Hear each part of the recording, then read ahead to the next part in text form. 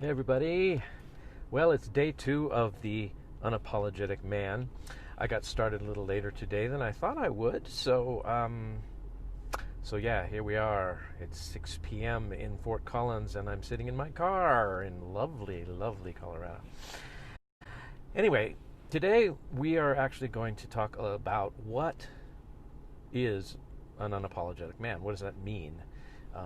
This is a phrase that me and my good friend Steve Horseman came up with, and basically, oh, hi Cam, how are you? Glad you're here. Basically, this is what the unapologetic man is. It's someone who does not feel it's necessary to apologize for who he is. Okay? It's someone who doesn't need permission to be on his mission, his life mission, to be about what he's about, as it were. And it's also someone who doesn't have to apologize for being masculine and the good masculine traits that are gifts. And it's someone who also feels that it's okay to be vulnerable, and that vulnerability is one of the most courageous things you can actually do. The unapologetic man doesn't apologize for having compassion and empathy, because that's really what makes us human and makes us bond.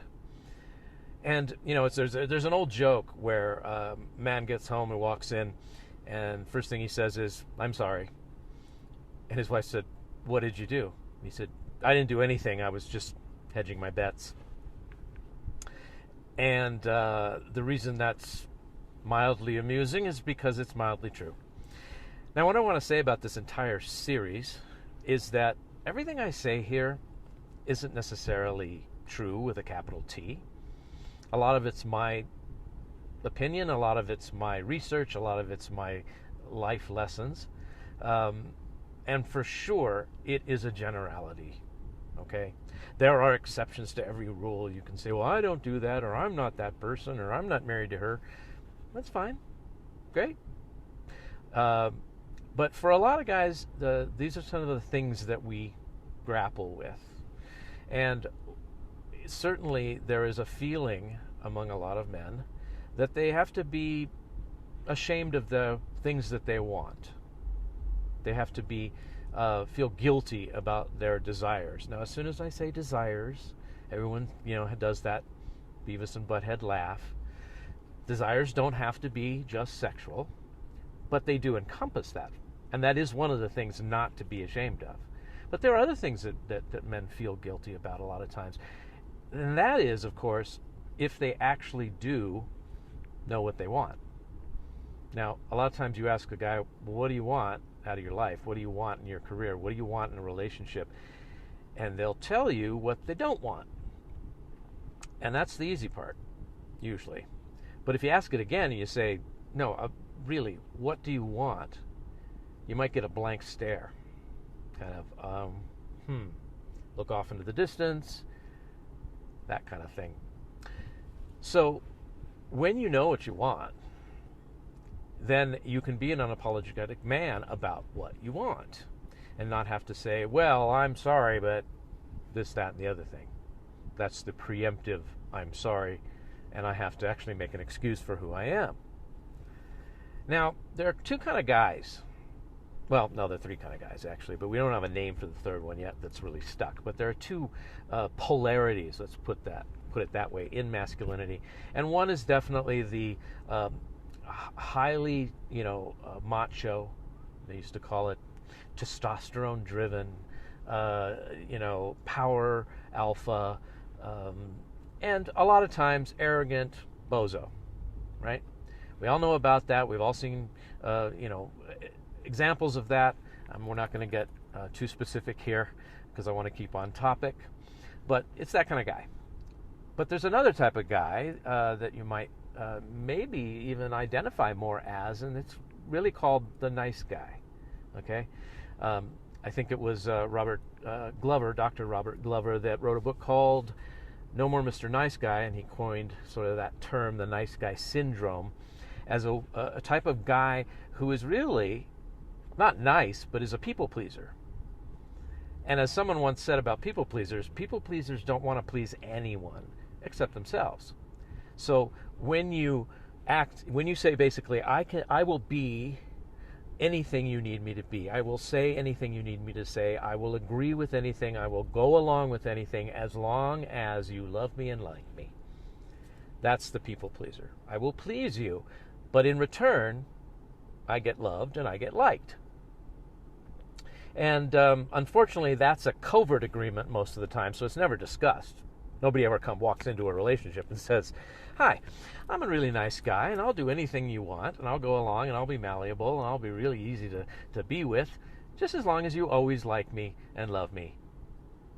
No, instead, it's an unspoken agreement, and it usually ends up in anger and resentment, which is why a lot of nice guys boiling under the surface, there's this rage about how life has treated them badly, has not given them what they thought. They have this arrangement. I'm a great guy. I do great things. I provide. I get along with everyone. I always do, what everyone wants. I'm the last person to say, hey, here's what I want to do, or here's where I want to go. I always go with the crowd. And then I don't get the love and the affection that I think I deserve. But, of course, being an unspoken agreement, the person that you're with has no idea there is this agreement, so how could they possibly fulfill it? So it's really a lose-lose game right from the beginning. And nice guys have a lot of qualities. We're not going to go directly into that in this particular episode. We're going to talk about that a little bit later, but nice guy syndrome is very rampant. So we're talking about the polarities. There's the, the macho bozo, and then there's the people-pleasing nice guy. And then there's a third guy, and I guess we could call him the unapologetic man. Some have called him the new man, the, I think, 21st century man, the third way man, the man, which is probably my favorite.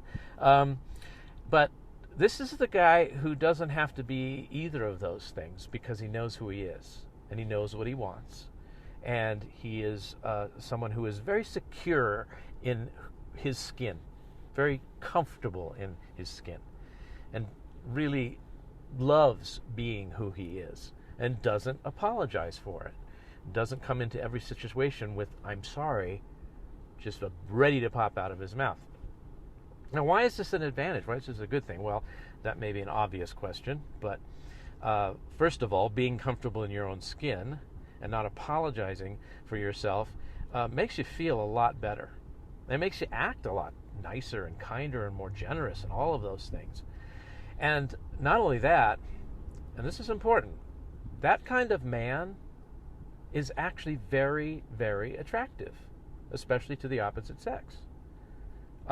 It's that type of man that really exudes actual confidence, not pumped up fake confidence, not, I said a bunch of mantras and looked in the mirror and did affirmations kind of confidence. It's real confidence that comes from your gut, that you know who you are, you know what you're doing, and you're not upset about it or afraid about it, and you don't have to defend it. There's another reason why being an unapologetic man is interesting and important is because to the extent that you feel like you are obligated to do something all the time is to the extent that resentment makes you not want to do it. You may do it, but it's not sincere. It doesn't come from your heart. And so as soon as you know that you don't have to apologize for everything all the time, you can be much more generous at apologizing when it's actually warranted, which is one myth I want to dispel. Some people think the unapologetic man means he doesn't ever apologize for anything. I think we can all think of people like that who are arrogant enough to think they never make mistakes, and that is not what we're talking about here. This is a type of way of being, let's say, where when you do something wrong, when you cross over a line, when you step on someone's toes, you do apologize. And not only that, you clean up the mess, whatever mess you made, you clean it up, you make it right. And what I was saying was that when you feel you're not obligated by this covert agreement you've made to apologize all the time and be non-obtrusive, then you can be so more magnanimous and generous and genuine when you do actually have to say, hey, I'm sorry. I'm really sorry. That's not the way I want to act. I don't want to hurt your feelings. Whatever it is you need to apologize for. So that's another benefit of being an unapologetic man. So that's kind of the start. That's where we're starting, with that premise that for a man to really fill up his life, to take his place in the world, to feel like he deserves automatically his seat at the table, then you have to stop doing this knee-jerk, I'm sorry, I used to say that. Somebody would run into me and on the street accidentally, and I'm walking, and I would say I'm sorry. Now that's just crazy. So I'm apologizing for things that somebody else did. Once I stopped doing that, it was so different to just be like, hey, I'm good. It's all good. No problem. And if somebody bumped into me, I didn't have this boiling resentment underneath where, I said I'm sorry, but what I really mean is watch out, where you're going, jerk. Instead, it's like, hey, it's good. No problem. I'm good. So that's where we're starting with that in this series of talks. The next thing we're going to talk about next time, which will be tomorrow, is the 3 questions that every man must be able to answer in order to really feel like he can be an unapologetic man, be confident, be attractive, be comfortable in his own skin, and really know where his place in the world is. All right? I really appreciate you guys for watching. I'm new to this Facebook Live shenanigans, so the fact that I didn't say hi to everybody that breezed by, don't think I didn't love you. I do love you. I just talking and reading and doing all that and thinking. There's that.